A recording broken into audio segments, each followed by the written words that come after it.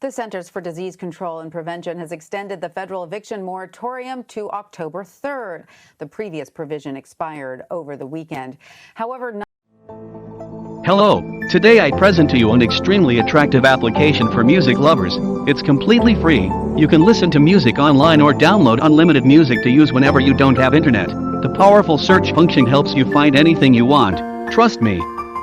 It's hard not to find what you're looking for because the search function is really powerful. Application download link is attached in the description of the video. I'm pretty sure you'll like it.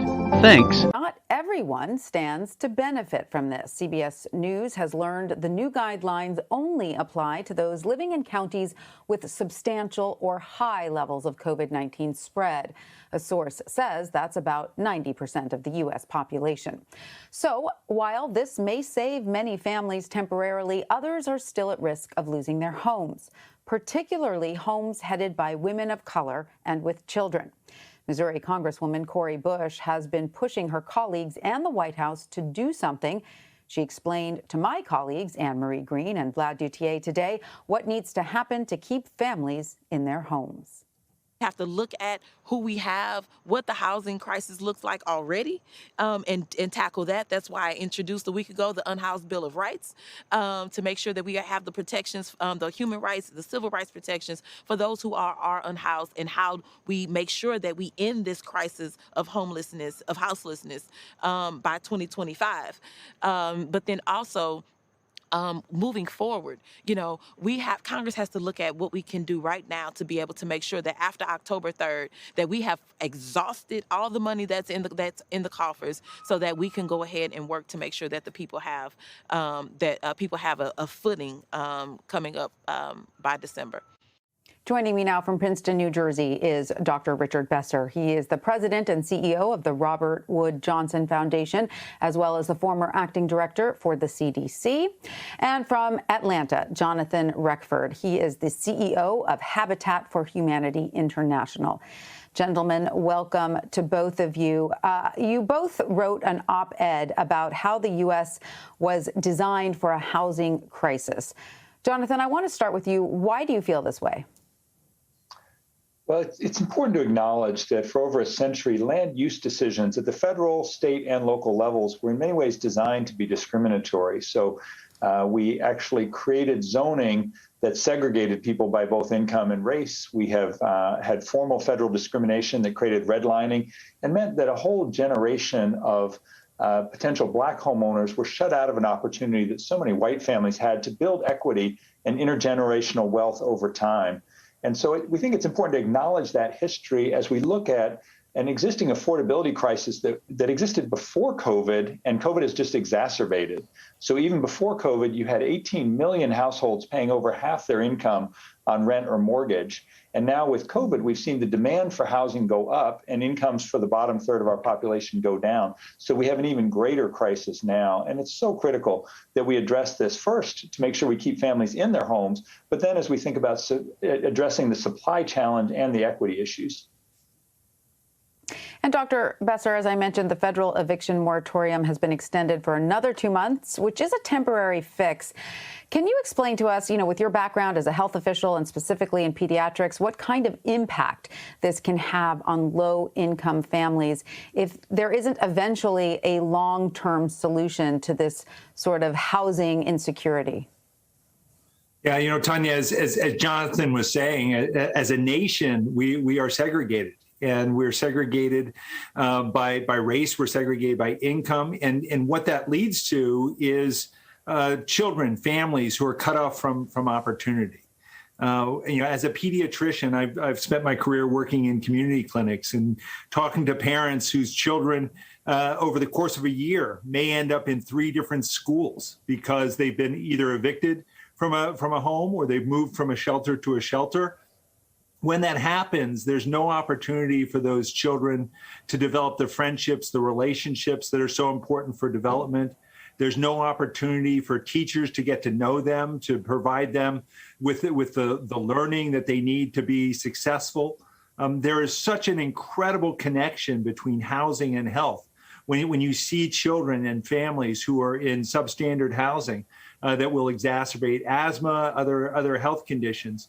We have to solve this. And right now, in the middle of a pandemic, the idea that as the wealthiest nation on the planet, we're willing to accept millions of people being at risk of being evicted from their homes at a time when the home is the place that can provide sanctuary and safety from the pandemic. We can't allow that to happen. So there are short-term things we need to do. We need to make sure that the billions of dollars that Congress has provided for back rent and back home payments gets into people's pockets. And we have to address these long-term structural systemic problems that Jonathan was just laying out. So in terms of those long-term structural problems, Jonathan, what are some of the solutions that are on the table? Because, of course, we have an aging infrastructure. I don't know whether that plays a part in the lack of quality homes, but we do know there is a lack of affordable, safe housing. How do we address that? Well, first, we just have to increase the supply. I couldn't agree more that we need to play defense. Let's make sure we keep families in their homes. And we've got, of the $47 billion allocated at the federal level, only $3 billion has actually made it to the family level at this point, or to their landlords.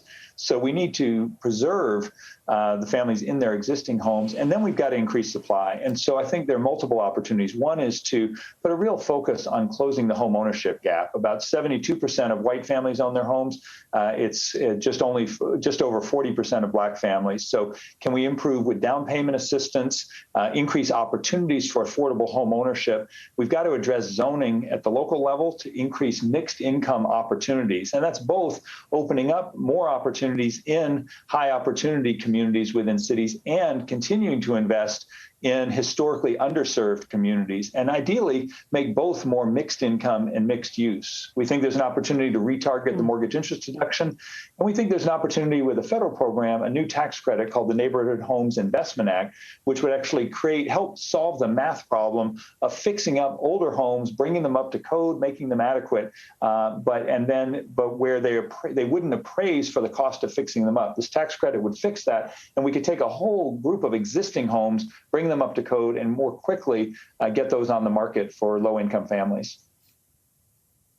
And we know that so many American cities right now are dealing with a growing homeless population. And of course, the reasons for this are varied. But, Dr. Besser, we do know that, of course, housing, especially in certain areas of the country, is extremely expensive. Rent or mortgage payments take up a huge chunk of people's take-home income.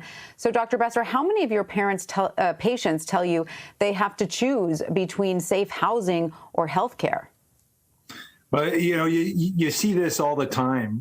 Wage growth has not kept up with housing growth. There's so many times I have conversations with parents around nutrition, what it takes to raise a child who is healthy, what a healthy food plate really looks like. And what I hear from parents is that they know this, they know what I'm sharing with them.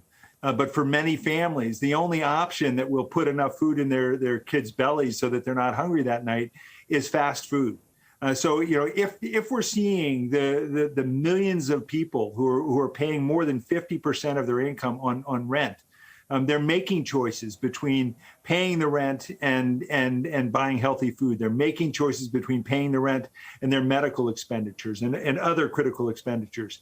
And that doesn't have to be. We need to make sure that the wages people are paid are truly living wages, and that we're making sure that this major shortfall in affordable housing is addressed. There's a lot of money coming forward for that, and we need to make sure that states, that cities, that localities are held accountable for putting those homes in communities of opportunity, so that all children in America have the opportunity to dream and to see those dreams come true.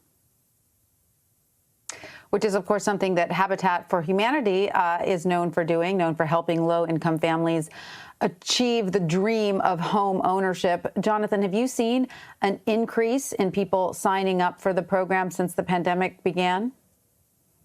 we have longer and longer waiting lists, and a double challenge. The unique aspect of COVID is demand for housing went up, which meant that inputs, labor, supply materials, especially lumber, and land prices all accelerated even as incomes were impacted for the bottom third of our population. So we're seeing families struggling more to be able to qualify for our very affordable mortgages, but we're seeing the demand increase stratospherically. So last year, in the last 2 months, housing prices have accelerated the fastest rate since they have been measuring with the Case-Shiller index.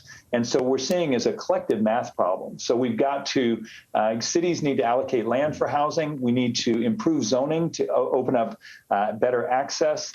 And then we've got to have affordable financing and down payment assistance to allow more families to have that opportunity, because then you're solving both the housing issue and as well, we're creating more opportunities to build wealth over time. And owning a home is certainly not primarily an investment vehicle, but it has been the best way for low income and especially low income families of color to build that intergenerational asset over time. And it's the disparity in home ownership that actually explains much of the wealth gap between Black and white households in our country.